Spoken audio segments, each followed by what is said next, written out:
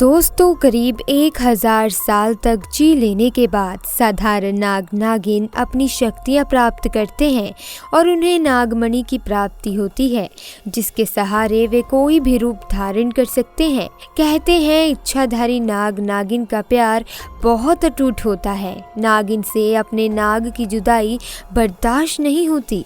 अगर कोई व्यक्ति नाग को मार दे या फिर उसे छीन ले तो फिर जिस व्यक्ति ने ऐसा किया तो नागिन उसे छोड़ती नहीं है। ऐसा ही कुछ नज़ारा उत्तर प्रदेश के देवरिया गांव में देखने को मिला। दोस्तों, इस घटना को बताने से पहले जो भी महादेव के सच्चे भक्त हैं वे पूरी श्रद्धा और भावना से नीचे कमेंट बॉक्स में जय महाकाल जरूर लिखें, ताकि भगवान शिव की कृपा आप पर और आपके परिवार पर हमेशा बनी रहे। देवरिया गांव में आकाश नाम का एक व्यक्ति अपनी पत्नी मीरा के साथ रहता था। खेती और गाय भैंस के दूध को बेचकर वे अपना जीवन व्यतीत कर रहा था। पत्नी मीरा कुछ अन्य महिलाओं के साथ गाय भैंसों के लिए घास लाने अक्सर सुबह घर के काम निपटाकर जंगल में जाया करती थी। जंगल के निचले हिस्से की तरह जब घास कम होने लगी तो उन्होंने सोचा कि जंगल के थोड़ा ऊपर की तरफ जाया जाए और अंदर जाया जाए, और मीरा अपने अन्य साथी महिलाओं के साथ जंगल के और अंदर प्रवेश कर गई। उसी जंगल के अंदर एक इच्छाधारी नाग नागिन का जोड़ा रहता था। उस दिन नाग को छोड़ नागिन जंगल की दूसरी तरफ भ्रमण के लिए निकली हुई थी।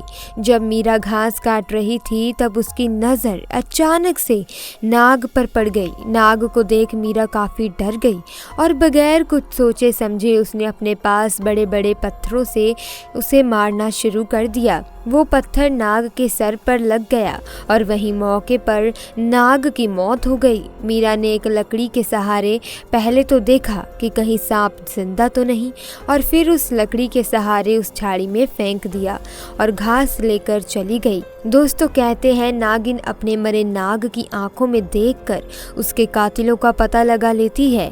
जब वे नागिन वापस अपने बिल की तरफ आई तो नाग को अपने आसपास ना देखकर उसकी खोज करने लगी।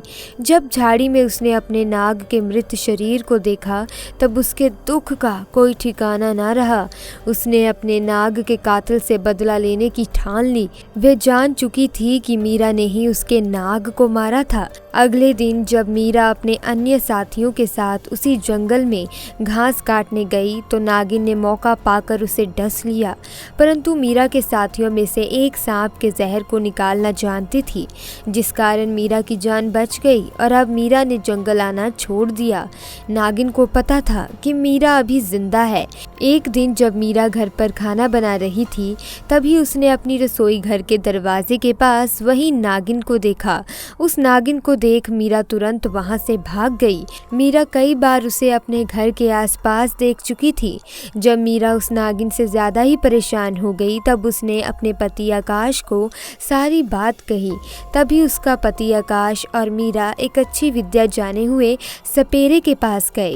मीरा को देखते ही उसने पहले ही बता दिया कि मीरा पर एक नागिन का साया चढ़ चुका है और नागिन अपने मरे नाग का इससे बदला लेना चाहती है। सपेरे ने ये भी बताया कि इच्छाधारी नाग नागिन एक दूसरे के बिना नहीं रह सकते, और अगर कोई व्यक्ति नाग और नागिन में से किसी एक को मार दे तो वे अपना बदला उस व्यक्ति को मार कर जरूर पूरा करती है। फिर उस सपेरे ने मीरा से पूछा, क्या तुमने किसी नाग को मारा है?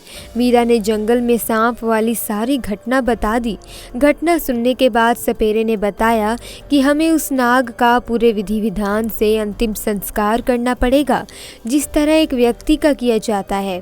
आकाश और उसकी पत्नी मीरा सपेरे के साथ उसी जगह पर जाते हैं जहां मीरा ने नाग को मारकर झाड़ी में फेंका था।